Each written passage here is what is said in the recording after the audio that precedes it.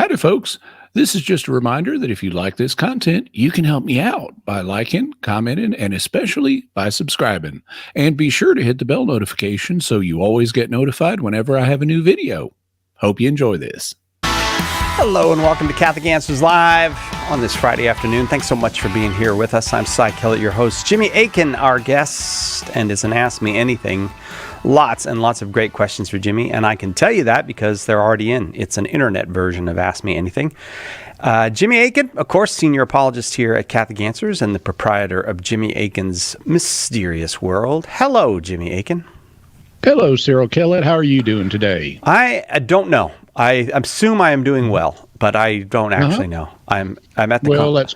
That's because we're pre-recording and we're actually at the conference today. So neither one of us knows exactly how we're doing today, but here's hoping. Here's hoping. The big Catholic Answers annual conference going on today. Jimmy, what dropped this morning on Jimmy Akin's Mysterious World? Well, today we looked at a mystery, which is normal. This was a historical mystery, but it's a historical mystery that's still going on. It's about a phenomenon known as the Toynbee tiles. Back decades ago, tiles started showing up mysteriously attached to streets in cities all around the U.S. and even in a few other countries, and they referred to Toynbee's idea. They said Toynbee idea from movie 2001, Resurrected on planet Jupiter. And that led people to start investigating the tiles and try and find out what they meant and who's behind them. They also said other weird things. And so we looked into the mystery and we reveal what's really going on with the Toynbee tiles that are still out there and still going strong. And the Toynbee refers to Arnold Toynbee or a character in the movie? Well, you'll have to listen to the episode to find out. Man, of course. Check it out at mysterious.fm or on YouTube or wherever you get your podcast, Jimmy Akin's Mysterious World, one of the most popular documentary podcasts in this country, certainly, and a new episode drops each Friday. About 350 episodes now? Going on that, yeah. Congratulations. That's a lot of mysteries. And a lot of fun. People really enjoy it, and families enjoy it. Whole families are fans of Jimmy Akin's Mysterious World. It's family fare. You can enjoy it together as a family. All right, as I said, all the questions are in, and here we go. This one comes from Peter. Was Shakespeare a recusant, or did he become a part of the Church of England at some point in his life? Well, what we know for sure is he did become a member of the Church of England at some point of his life, specifically when he was a baby, when he was baptized. So he was baptized. He was a member of the Church of England. He grew up in the Church of England. But there is a serious debate in Shakespeare scholarship about whether he may have been a recusant or a Catholic who recused themselves from attending Protestant services, which was compulsory at the time. And there's a little bit of evidence in that regard.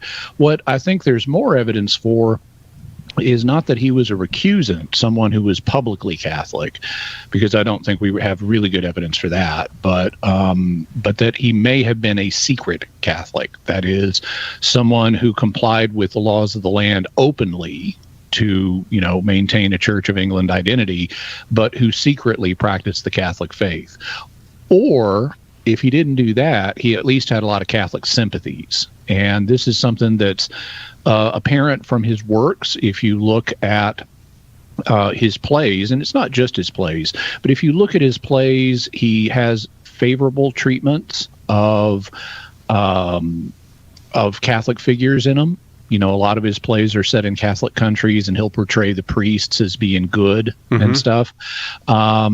He also has what look like coded language in the plays, because he can't just come out, given the penal laws of the time, he can't, even assuming he was secretly Catholic, he can't come out and announce it in a play.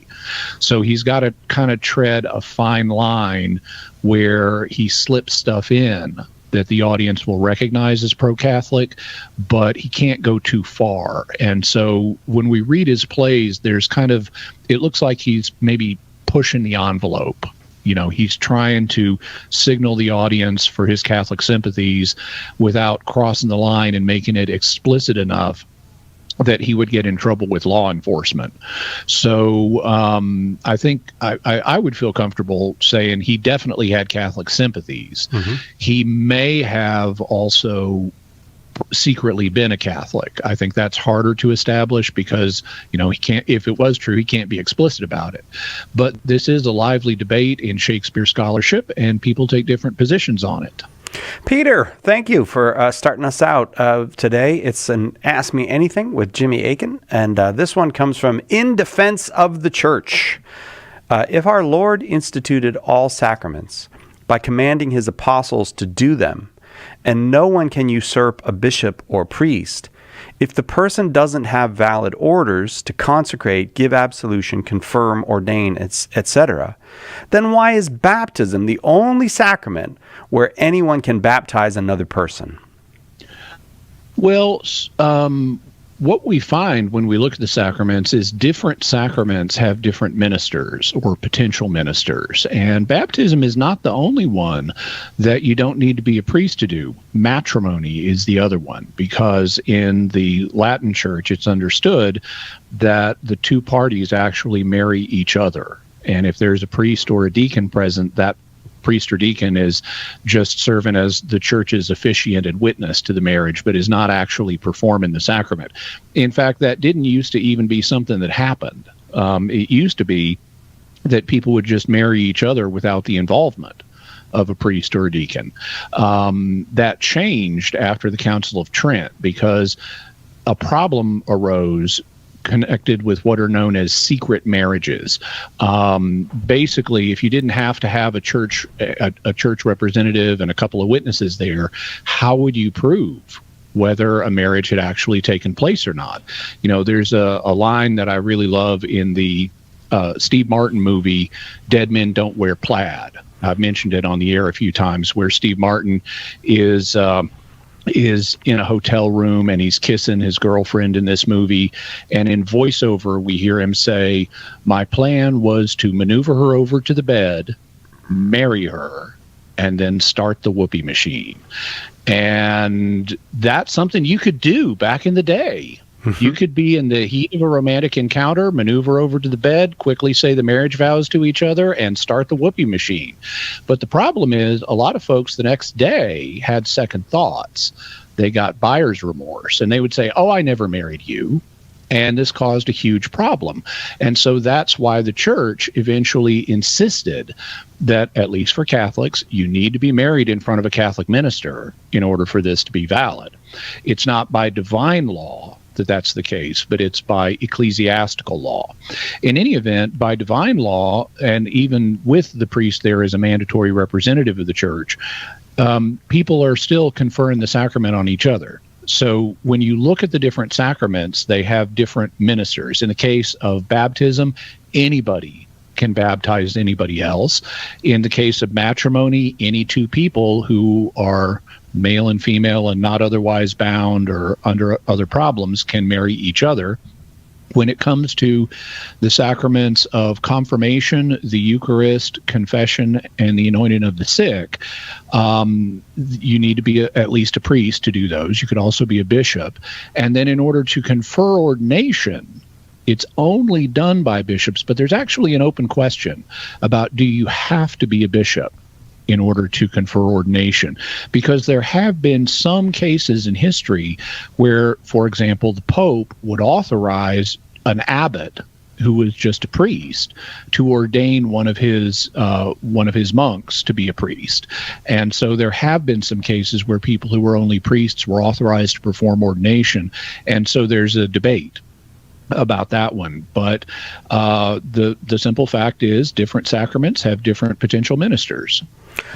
In Defense of the Church, thank you very much for the question. That brings us to the first break. It's Ask Me Anything with Jimmy Akin on Catholic Answers Live. Hang on. Catholic Answers Live will return in a moment. Are you a coffee drinker? If so, you can now enjoy a coffee roasted to perfection by the Carmelite monks of Wyoming. Delicious Mystic Monk coffee is roasted and prepared by monks in a hidden cloistered monastery and is available in over 25 varieties. All Mystic Monk coffees are works of perfection and labors of love. For more information on how to purchase Mystic Monk coffee, visit mysticmonkcoffee.com. That's mysticmonkcoffee.com. Underwriting for Catholic Answers Live is provided by Real Estate for Life. Real Estate for Life connects home buyers and sellers to real estate agents while supporting pro-life organizations. On the web at realestateforlife.org. Another great podcast on EWTN Podcast Central is On the Journey. Matt, Ken, and Kenny are three former Protestants who share the ideas and experiences that led them to the Catholic Church. You can hear this and other faith-filled podcasts from our friends and affiliates around the world, all in one place, all free at EWTN Podcast Central. Visit EWTN.com/radio and click on Podcast Central today.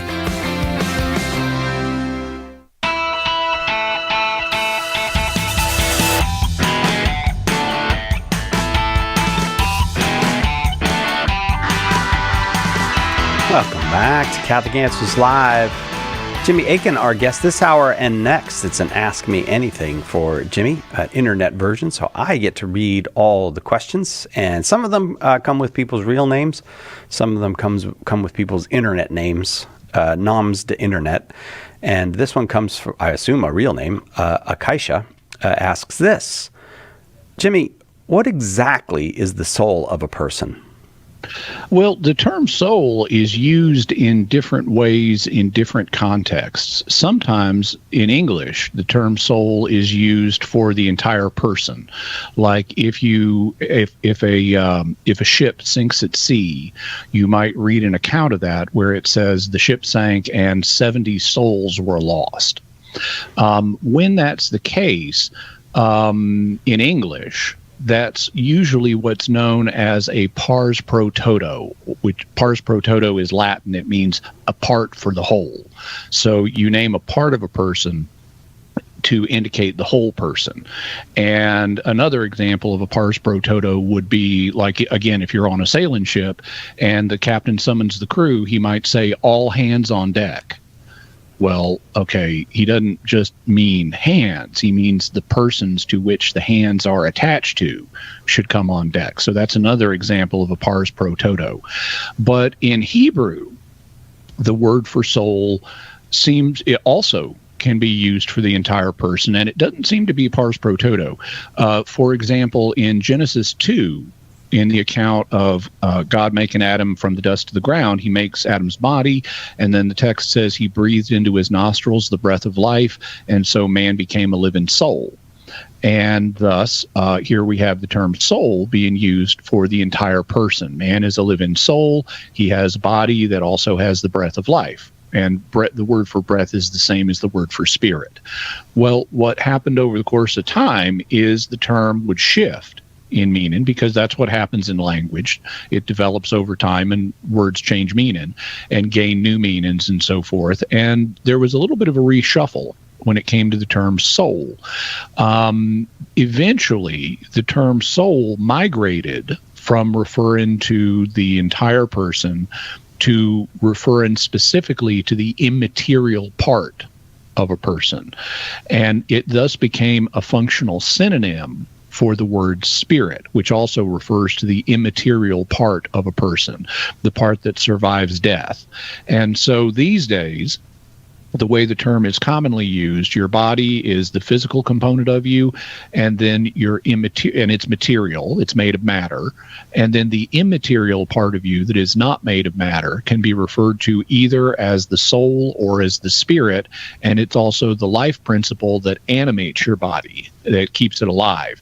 As we read in James chapter 2, just like faith without works is dead, so the body without the spirit is dead. So it's the life principle, it's the immaterial part of you, it's the same thing as soul and spirit are the same thing, however you want to say it. All right. Thank you very much, Akaisha, for that question. This one comes from Kim. Is baptism the mark of the Lamb? Well, certainly you can conceive of baptism in that way. That's not language that's used by Scripture. But baptism does place an indelible mark on the soul that and baptism, of course, is baptism into Jesus Christ or the Lamb of God. And so you could conceive of baptism as a mark of the Lamb. Now, as I say, though, that's not language that's used in Scripture. There is a passage in Scripture that speaks of Christ's followers having a special mark that's having a mark on their forehead, and that's in Revelation 14. In Revelation 13, we get introduced to this apocalyptic figure known as the beast from the sea, and he has a mark that is either put on people's foreheads or on their right hands, and it's a number. We're told it's number 666, and that this is the number of a man. So if you add up the man's name or title or whatever, it's going to add up to 666, and it so happens that Nero Caesar adds up to 666, and in context, scholars have discerned that that seems to be the principal referent of the number of the beast, that the beast is associated with the line of Roman emperors, not necessarily Nero specifically, but Nero in a prominent way. Well, there are no chapter divisions in the Greek New Testament, not in the original. And so immediately after reading about the mark of the beast in chapter 13, you just keep reading and you learn about Christ's followers having a mark of protection put on their forehead. And this is based on a passage back in Ezekiel where judgment was going to fall on Jerusalem. And before the judgment fell, God had an angel go through Jerusalem and mark a tau on the forehead of all the righteous people. A tau is the last letter of the Hebrew alphabet, and it happens to look like an X. In English, it's two crossed lines. So a tau looks like a cross. And Christians have signed the mark of the cross on their foreheads all the way back through church history. And this passage in Revelation seems to be kind of at a historical nexus, because it's harkened back to the passage in Ezekiel where the tau invisibly is put on the forehead of God's followers. And here in Revelation 14, just as judgment is about to fall once again, the followers of Christ get marked again invisibly on their foreheads. We're not told specifically with what, though, but in light of the background with Ezekiel, proposing that the mark of the Lamb here in Revelation 14 is the sign of the cross, because of that tau, would be a good bet. And that then went on to inspire Christians to put the mark themselves with their fingers on their forehead, which we have evidence for from very, very early dates in the church. Wow. All right. Thank you very much, Kim, for that question. This one comes from Hail Holy Queen. I've heard it's said in support of the assumption that no Christian church has ever claimed to have Mary's relics. Muslims claim to know where she is buried. Care to comment? And then the most important part, we love Cy, Jimmy, and the whole Catholic Answers team. Well, I can't say that no Christian church has ever claimed to have Mary's relics. There's been 2,000 years and lots of people, and that includes lots of crazy people. So it wouldn't surprise me if someone somewhen had made this kind of claim. I mean, there have been people who've claimed to have Jesus's body, and that's even more implausible. But it's certainly true that of the historic churches, including the ones that have custody of the holy sites in Israel and Turkey, none of them claim to have Mary's relics. There are two locations that are associated with Mary's life after the crucifixion. One is Jerusalem, and the other is Ephesus in Turkey. The connection between the two of them is in John chapter 19. Jesus entrusts his mother's care to the beloved disciple, and the beloved disciple is most likely either John the Apostle or John the Elder, who is another eyewitness of Jesus's ministry that we know about from early Christian texts. And both John the apostle and John the Elder spent time in Jerusalem after the crucifixion, and they both spent time in Ephesus after the crucifixion. And thus St. Jerome, for example, notes that there are 2 graves of John in Ephesus. And so if Mary lived with John in Jerusalem, I think it's pretty certain she would have lived with John in Jerusalem for some amount of time. The question would be, did she then live long enough to move with him, whichever John it was, to Ephesus? And there are some traditions that say, no, she didn't. She died in Jerusalem, and there is a tomb for Mary in Jerusalem. And then other traditions say, no, she went with John to Ephesus, and that's where she died. So but in neither location are her relics to be found. And so, broadly speaking, it's true that no church claims to have Mary's relics. When it comes to Muslims and what they say, well, I'd have to know what specifically these Muslims are claiming. They may have heard accounts of Mary having a tomb in Jerusalem or a tomb in Ephesus, and mistakenly thought that those tombs contain her relics, but they don't. They would be empty. And so Catholics can acknowledge, it's not required to believe she died, but Catholics can acknowledge she died and she got buried, and then God raised her up. And so I'd have to know more about the claims of these Muslims to be able to interact with them more specifically, but that's a general sketch of the matter. Hail, Holy Queen. Thanks for the question. It's an open forum. And Ask Me Anything is what we say now. Ask Me Anything with Jimmy Akin, but it's of the internet variety. That's why I get to read all the questions. All the questions are already in, and this one comes from Raphael. Would the infallibility of the church be in doubt if it turned out that the whole Juan Diego, Our Lady of Guadalupe, etc. story was legendary? That is, it lacked historicity. Okay, so it would depend on one's theory of infallibility. Now, the church holds that the Pope is infallible when he either A, teaches something definitively that is a matter of faith and morals, or B, teaches something definitively that is necessary to protect a matter of faith and morals. The first of those, when it is faith and morals, that's known as the primary object of infallibility. When it's something else that's necessary to protect the primary object, it's known as the secondary object of infallibility. So to give you an example, if the Pope infallibly defines that Jesus Christ is God, and that was defined actually long before the Pope began doing infallible definitions, but let's just suppose he did. That's a matter of faith that Jesus is God. But let's suppose, so that's primary object of infallibility.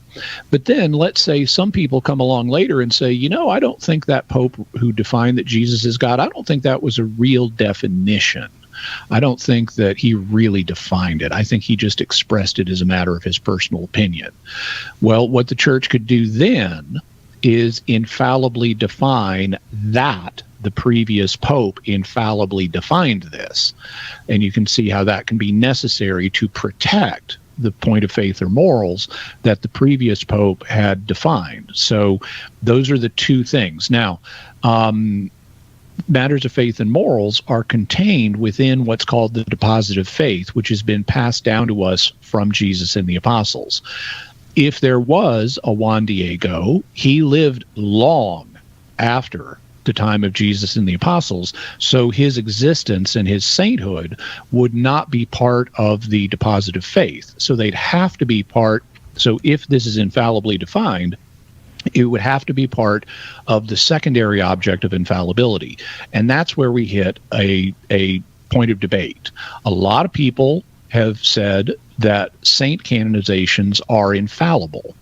And so if it turned out there was no Juan Diego, then since John Paul II infallibly defined that he's a saint on this view, then that would create a problem for the church's infallibility. However, other scholars have said, what makes someone a saint is them dying in a state of grace. And it doesn't seem necessary to know whether someone died in a state of grace centuries later. That doesn't seem necessary to protect anything that's in the deposit of faith. And so saint canonization should not be infallible. And if that's the case, then if it turned out Juan Diego did not exist, then it wouldn't cause any problem for the church's infallibility. Having said all that, this issue was raised before Juan Diego was canonized, and the Congregation for the Causes of Saints did look in to the matter, and they concluded, no, he really did exist. Some of the stories connected with him may or may not be true, but they concluded he really did exist. Also, in terms of the Our Lady of Guadalupe apparition, it would be a matter of private revelation, and private revelations are never obligatory for the Christian faithful, and therefore that wouldn't impact the church's infallibility at all. Raphael, thank you very much for the question. I certainly hope that was helpful to you. Lots and lots of questions to come. It's an Ask Me Anything for Jimmy, but I know there's lots and lots of questions to come because I've got them right in front of me, and lots of great ones in there. So hang on. We will continue with an internet version of Ask Me Anything with Jimmy Akin on Catholic Answers Live.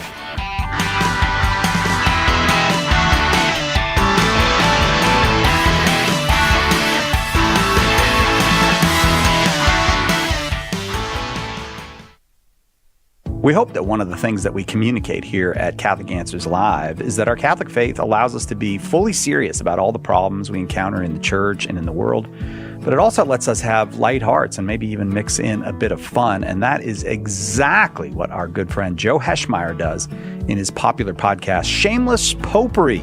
You should check it out at shamelessjoe.com. Joe's got a deep grasp of the faith, morals, the teachings of the church, all that, but he's also got a witty conversational style. He entertains and he informs, but you will leave equipped to better answer the most common challenges, misconceptions, and questions about the Catholic faith.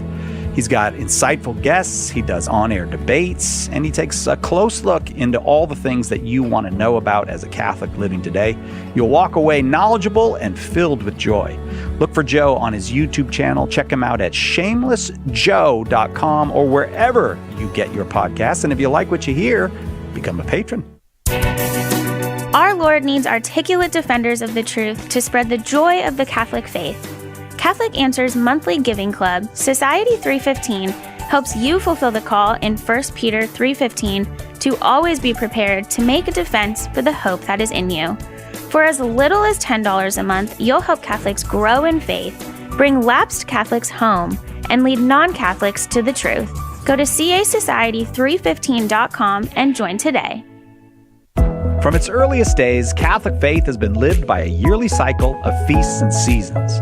The new book from Mike Aquilina and Adam Lucas, Feasts of Our Fathers, is a one-stop companion for praying and meditating through the holy days and seasons of the Church with help from the most ancient Christian people.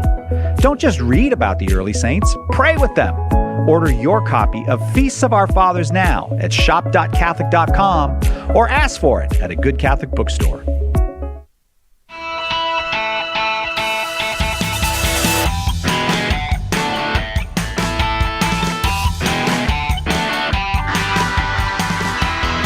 Welcome back to Catholic Answers Live. Jimmy Akin is our guest, and it's an Ask Me Anything. And when we say Ask Me Anything with Jimmy, people ask anything, so all kinds of questions. These have come from the internet. The questions are already in, and this one's from Stephen. Can Catholics watch Game of Thrones? Well, not the last two seasons. Wait. I heard those were the two. I heard that those were the two that were bad. That the writers just kind of gave up on telling a good story. All right, yeah. Don't watch the bad ones. Well, I've never watched Game of Thrones. All I've ever seen of it are some little clips, on YouTube talking about character development and things like that, and how they handled certain characters. Just because I'm interested in the craft of writing, but I've never watched the show itself. My understanding is it's a fantasy. It's a fantasy series by George R.R. Martin, if I recall correctly, and it contains, at least from what I've heard, some content that is contrary to the Christian faith, having people engaging in various forms of lascivious behavior, for example. And there's nothing wrong with depicting people committing sins, whether it's violence or betrayal or lying or even lascivious behavior. Read the Bible. You know, it's got all that stuff in it. But the Bible does not glorify people doing those things. And I gather, this is only what I've heard, that Game of Thrones does. And so it does seem to contain some morally objectionable content. Well, so does life. And we're not called to have nothing to do with life. And so the question, even though we are going to encounter people who do morally objectionable stuff, so it becomes a matter of knowing oneself and knowing what benefits and costs there are to consuming a particular piece of media. If I know myself and I know that I'm not going to be tempted to do anything bad as a result of watching Game of Thrones, then that objectionable content is going to come as a cost to me. I'm going to have to tolerate it. And so the question would then be, do I get enough benefit from watching the show? Is it enjoyable enough or mentally stimulating enough, you know, to think about the characters and what they're going to do and stuff like that? Do I get enough benefit to offset the cost of having to endure the morally objectionable material? If the answer is yes, if it does offset the cost of having to endure the offensive material, well, yeah, then I can go ahead and watch it. If it doesn't, well, then it's not wrong of me to watch it, but I should do something else. If you shouldn't invest your time in something that's got more cost than benefit for you. On the other hand, if I know myself and I know that I may be tempted to do things, even mentally, that are inspired by the immoral content of the show, then I shouldn't watch it.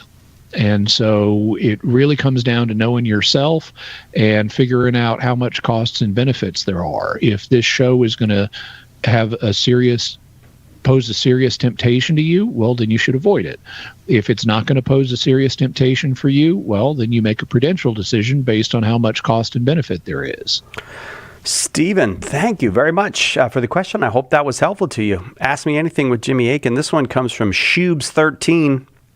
What specifically in Thomistic metaphysics do you have the most trouble believing, and why? Well, I'd have to think about it, but one thing that leaps to mind is an item that Aquinas borrowed from Aristotelian metaphysics, which is the idea that matter is the principle of individuation. What he means by that is that it's the matter that something contains that makes it an individual, that makes it different than something else. So, for example, Cy Kellett and I are both human beings. We both, thus, on Aristotelian and Thomistic metaphysics, would have the form of a human. But what makes me a different individual than Cy is I'm made out of one chunk of matter, and Cy is made out of another chunk of matter. And so matter is what makes us two individuals within the general human species. And so for Aquinas, holding that matter is what makes individual members of species, he then infers that since angels don't have matter, they can't be individuals within a species. And so every angel must be its own species. So Gabriel is a different species than Michael, and Michael is a different species than Raphael. Well, I don't see any good reason for saying matter is the only principle of individuation that can exist. God could, in addition to having matter be a principle for individuating material things, he could have something else. Let's call it spirit, be a principle of individuation for spiritual things. So in the case of humans, well, Cy and I both have human souls. What makes my soul different than Cy's soul is it's made of different spirit. So even when we lose our bodies and no longer have the matter separating us as individuals, my soul is still separate from Cy's soul. is we still have individual souls, but they both belong to the species of human. And so if that can happen with human souls, the same thing can happen with angelic spirits, to where you could have, here are all the seraphim. And this also fits the biblical data, because the biblical data puts angels in classes like seraphim and cherubim and so forth. And so I would say, yeah, okay, here are all these cherubim. That's their kind, that's their species. And within that, the individual spirits are separated by the fact they're made out of different spirit. So Gabriel and Michael and Raphael, they're all reputed to be archangels. Well, what makes them different within that class is Gabriel is one spirit, Michael is another spirit, Raphael is another spirit. Each one has its own spirit that it consists of, and that's what makes them different. So I don't buy the principle from Aristotle through Thomas that that matter is the only principle of individuation. Shubes 13, great question. Thank you very much for that. You're my favorite Shubes now, of all of them. Shubes 13, you are my favorite. Bo wants to know this. Could Sikhism be said to worship the one true God? Okay, so first of all, we should say what Sikhism is, because not a lot of people here in the West necessarily know what it is. And before Cy Kellett makes the obvious pun, I will go for it and say Sikhism is not the same thing as findism. Thank you, Jimmy. Thank you for taking that off the table. No Removing problem. the temptation. Thank you. So Sikhism is an offshoot. It's an Asian religion. It's an offshoot of Hinduism and Islam. And like Hinduism, it believes in reincarnation, but like Islam, it believes in the existence of only one God. So it's a monotheistic religion. Well, anybody who addresses their prayers to Creator at universe.reality is going to be heard by God, because God knows they're talking to him. If you're talking to the Creator, God knows you're talking to him. And so unless a particular Sikh, and this is true not just of Sikhs, but of Christians and Jews and Muslims and anybody else, anyone who's talking to the Creator is talking to God. Anyone who's praising the Creator is praising God. Anyone who's worshiping the Creator is worshiping God. As long as you're not putting something in the way, like, oh, yeah, I worship the true God, provided he's not the God of the Jews.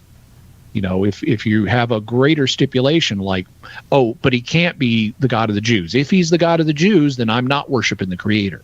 Well, if that was your attitude, then no, you wouldn't be worshiping God, because the Creator is the God of the Jews.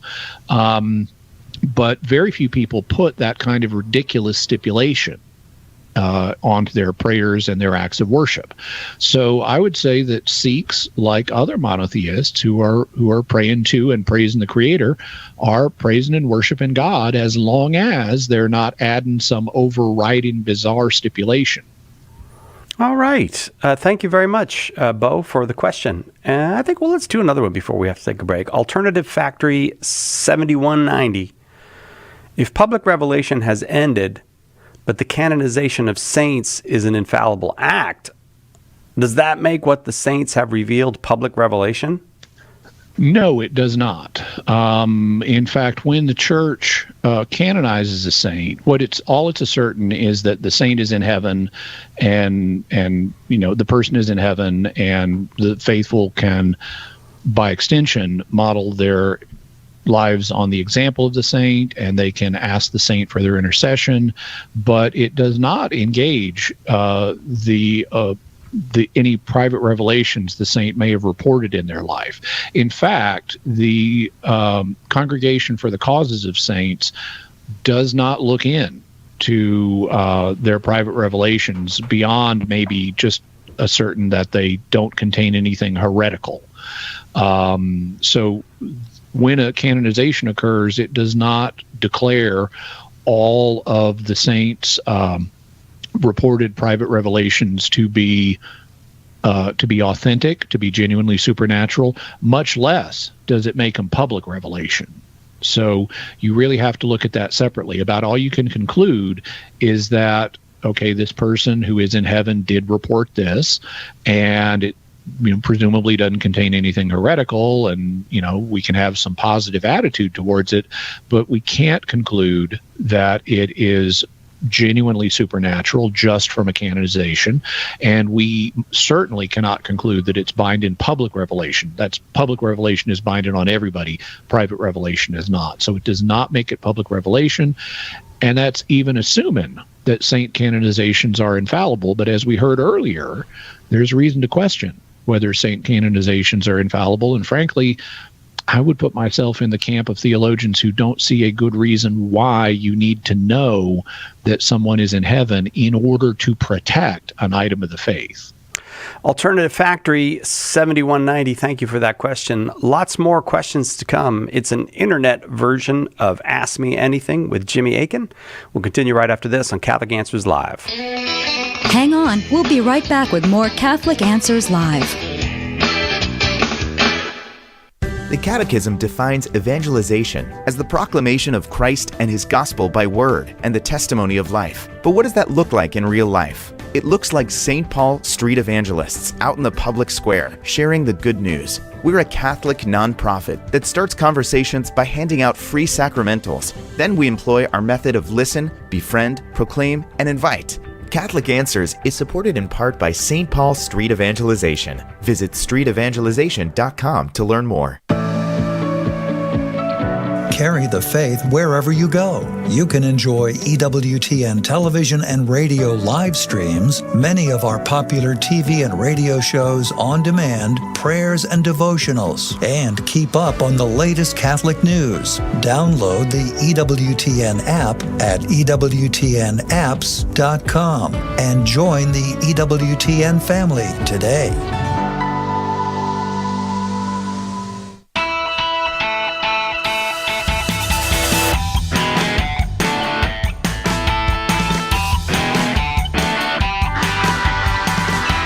Welcome back to Catholic Answers Live. Thanks so much for being here with us. If you're new to what we do, you can check out what we do at Catholic.com. That's our website, Catholic.com. And today we've got questions that people have sent to us. And one way you can send questions is radio@Catholic.com. If you'd like to, we'll get the questions to Jimmy, radio@Catholic.com. But Jimmy's also online in all kinds of social media settings. You can find him and get your questions directly to him as well. And Alternative Factory 7190 just asked a question, but there's a second question from Alternative Factory 7190, and it's this. Do I have to say the Divine Mercy do I have to say the Divine Mercy as Jesus told Saint Faustina, or say the Rosary every day as Our Lady told the children of Fatima? If I don't, am I disobeying Jesus and His mother? And private revelations contradict one another, and can contradict one another, and if so, which ones should I follow? Okay, so in regard to the first part of this question, in private revelations, sometimes the visionary will perceive that Jesus or his mother or someone is recommending a particular devotion. They may even tell. Like in the case of the Fatima children, Mary told the Fatima children to say the Rosary every day. But that doesn't make it binding on everybody. In point of fact, as we've mentioned, private revelation is not binding on the faithful. You are not required to believe it. And so consequently, any devotion that is reported, even in a genuine private revelation, is to be understood as a recommendation or an invitation, not as a mandate from heaven, you must do this or you're sinning. Because if it's triggered the penalty of sin, then it would be binding on everyone the way public revelation is binding, and it's not. So any kind of devotion that gets proposed by even a genuine private revelation is only ever an invitation or recommendation. It does not bind under pain of sin. Having said that, alternative factory asks, can private revelations contradict one another? Well, obviously false revelations can contradict true ones, and in that case you should follow the true ones, not the false ones. What about the true ones, though? Can they ever contradict each other? Well, I can see two ways that could happen.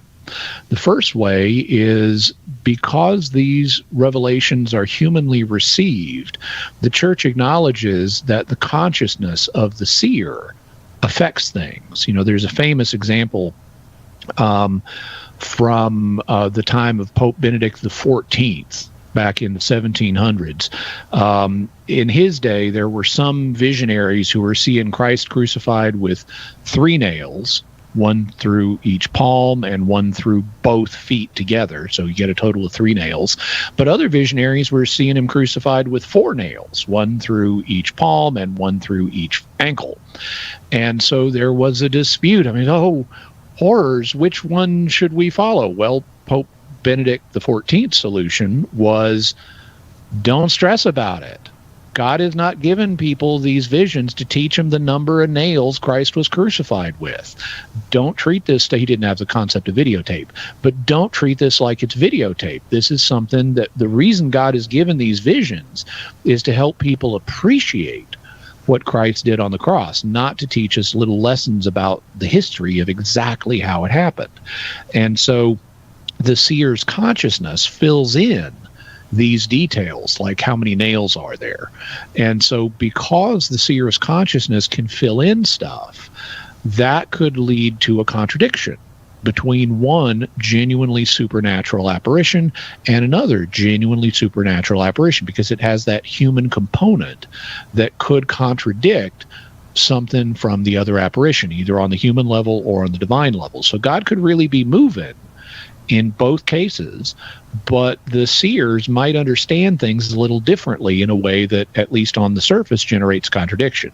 The second way that I can see a contradiction arising is if the revelations are targeted for fundamentally different times. For example, let's suppose there's a country in the 1500s and it's war-torn, and Mary appears to somebody and says, I want people to say devotion X to end the war. And that's why she wants them to do this devotion, is to end the current war. Well, okay, you could have an apparition, say, 400 years later in a peace-filled, prosperous land, and Mary appears to someone, and let's say the seer asks, hey, by the way, do people need to do devotion X? Mary might say, no, they don't need to do devotion X. And the reason would be, well, devotion X was meant for that situation 400 years ago when there was a war. It's not meant for today. And so you could have a contradiction in that sense because of the change in circumstances. In terms of how to figure out which ones to follow, well, the basic rule that I recommend to folks is follow the ones that have been approved by the magisterium. And unless you've got a lot of time on your hands and really want to dig into the weeds to do an investigation on your own, then I would say don't really pay attention to the ones that aren't approved by the church. Alternative Factory, thank you for all the great questions. It's Ask Me Anything. Jimmy Akins, our guest. This one comes from Patrick. What would someone like Lazarus? How many people there are like Lazarus? What would someone like Lazarus? A lot. Really? Yeah. Oh, yeah, I guess so. What would someone like Lazarus's marital status be after he was resurrected? Given that the marital bond is severed upon death, would he still be obliged to his wife if he had one, or anyone else in Lazarus's situation? Yeah, so there's actually a lot of people in this situation now, because beginning in the 1950s and 60s, we developed techniques that allowed us to restart people's hearts. Prior to that, in church history, spontaneous recovery from cardiac arrest did happen. There are cases where someone is clinically dead and their heart just restarts on its own. It's rare, but it does happen. Well, then we figured out how to make it happen with a fair degree of reliability. It doesn't always work, but we have a fair degree of reliability, and that created hundreds of thousands of Lazaruses today, where someone did clinically die, and then we brought them back. Well, okay, so how do we handle the marriage situation, the marriage bond in that case? Because it's clear that from the New Testament that once you die, you're no longer married, and your surviving spouse can marry someone else. So how do we adjudicate this? Well, the answer is the church hadn't made a ruling yet. The church has not addressed this issue authoritatively. So what I'm about to say is speculation, but I'll try to give you good speculation. In the first place, one way of handling it would be to say what really severs the marriage bond is permanent death. Temporary death, where your heart is offline for a few minutes or hours, does not sever the bond, but permanent death does. And so since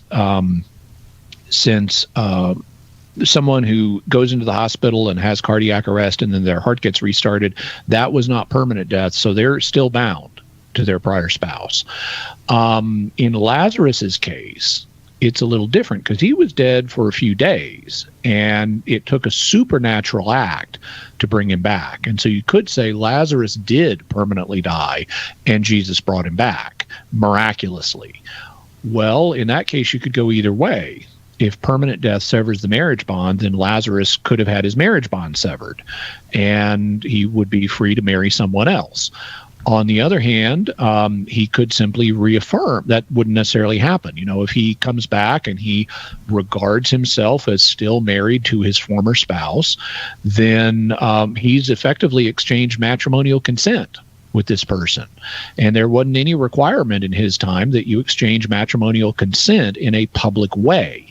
So he and his spouse, as soon as they start, hugging after he's come back from the dead, and they're hugging and kissing, and I'm so glad you're back and everything.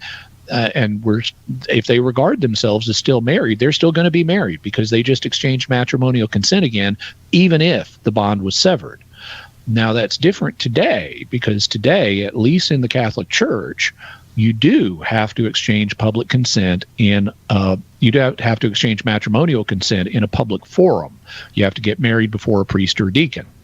And so what do we do with all these people who did die but then got brought back? We could either say that mere clinical death isn't enough to sever the marriage bond. That's kind of what I was going for with permanent death would sever it, but not clinical death. On the other hand, I find it very hard to imagine the church giving its blessing to you're free to marry somebody else now just because you had cardiac arrest and came back. I think it would be very unlikely that the Congregation for the Doctrine of the Faith would approve of that.